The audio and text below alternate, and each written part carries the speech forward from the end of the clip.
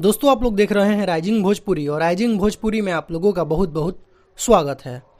छठ पूजा बीत चुका है और कल खेसारी लाल यादव अपने गांव भी गए हुए थे। वीडियो भी आप लोगों ने देखा होगा, काफ़ी सारा वीडियो सामने निकल कर आया हुआ था।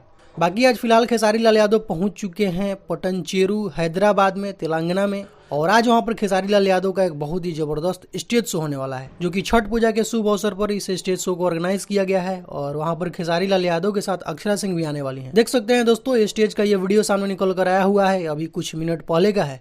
और बस कुछ ही देर में खेसारी लाल यादव का एंट्री यहाँ पर होने वाला है। हालांकि टाइम तो था 6 बजे खेसारी लाल यादव का, लेकिन अभी करीब 8 बज चुके हैं। तो बस कुछ ही देर में खेसारी लाल यादव स्टेज पर आप लोगों को दिखेंगे।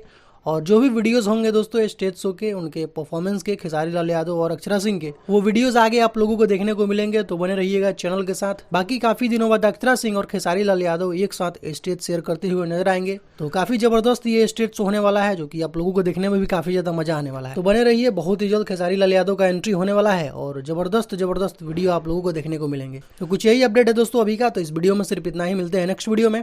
Thank you so much.